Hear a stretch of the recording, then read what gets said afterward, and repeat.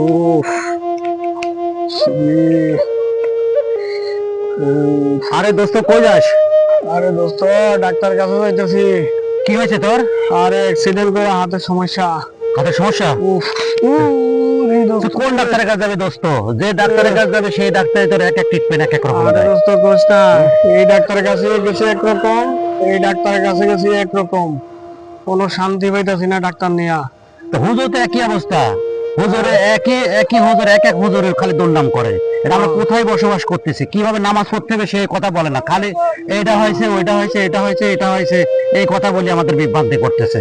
তত ডাক্তারের একই অবস্থা, এদিক টাকা খরচ হচ্ছে, এইটা করো এইটা করো, এইটা টেস্ট করে আনো ওইটা টেস্ট করে আনো, কিন্তু দেখা যাচ্ছে লাস্টে রুগী মারা যাচ্ছে, কিন্তু আমাদের কোনো কাজ হচ্ছে না, আমরা ক্ষতিগ্রস্ত হচ্ছি।